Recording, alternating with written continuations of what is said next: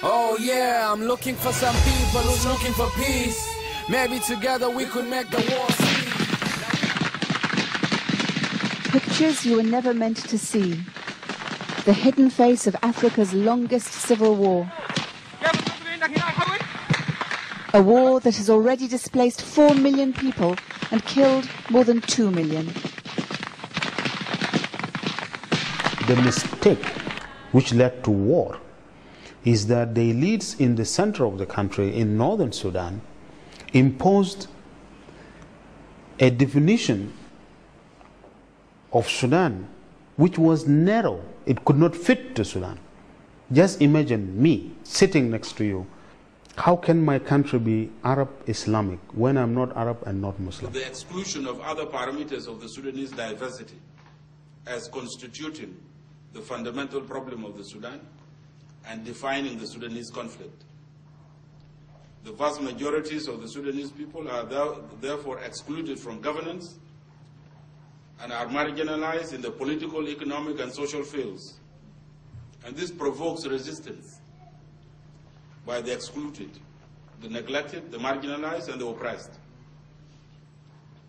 The Arab Islamic State ends up being imposed by force rather than by consent of the governed through a consensual social contract. That is a fundamental problem. It is a problem of governance in Khartoum itself. In the north, however, where an Arab majority rules, there's a totally different understanding of the roots of the problem.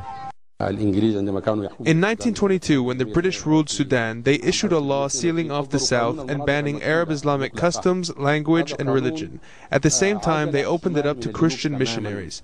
The hatred that policy generated was behind the 50 years of war, and today they're using it to expand the south upon the north, to Africanize Sudan and remove it from the Arab and Islamic world. We, the government in Khartoum, with all its coalition, has taken the decision to give the South the right of self-determination.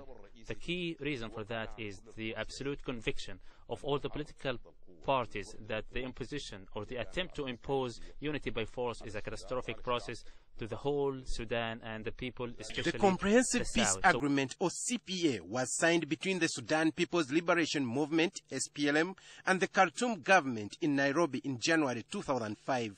In a process facilitated by Intergovernmental Authority on Development, IGAD, the United States, the United Kingdom, and Norway. The agreement incorporated 6 protocols signed much earlier and marked the end of the Second Sudanese Civil War. What is it that has been signed, the peace agreement, and how can we use it in order to effect democratic transformation of our country? Because we want this peace agreement, unlike the Addis Ababa agreement and other peace agreements that have been signed in the Sudan, to be owned by the people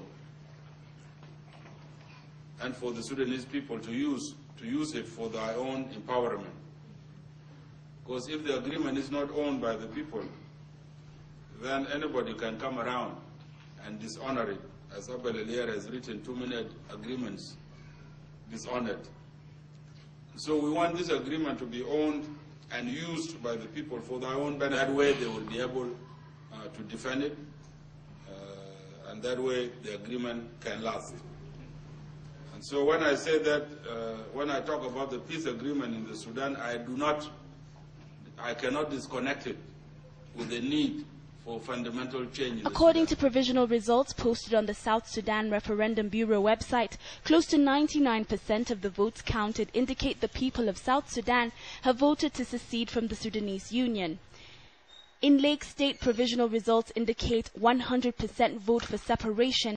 Over 298,000 voters were for secession, while just 227 voted for unity. Unity State, which experienced pre-referendum violence between Sudanese People's Liberation Army and a renegade militia, returned the lowest vote in support of unity, of 90 votes for unity against over 487,000 votes for an independent South Sudan. Central Equatoria voted over 446,000 against over 4,000 unity votes. Eastern Equatoria State has over 455,000 votes in support of separation against 237 in support of unity. At a percentage of about 98%, it's been a unanimous yes vote. The focus now is on building a new country after years of devastation and civil war? What are the priorities? The priorities now at this stage is the infrastructure.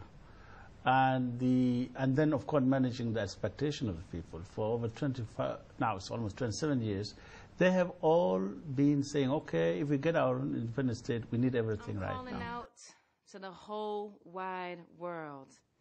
Help me scream and shout that we want peace. Big love to Emmanuel Jao. Oh yeah. Oh yeah, I'm looking for some people who's looking for peace. Maybe together we could make the war cease. Now we can send mankind to the moon, and we can reach to the bottom of the sea. That's why it's really kinda baffles me that we cannot end wars and bring peace, and we cannot change the way people act, and we cannot change the way people think. So if we sit back, chill out and relax, civilization will soon be extinct. That's why I am. I'm calling on the whole wide world. Come on, people, would you help me? Let's scream and shout, cause we want peace.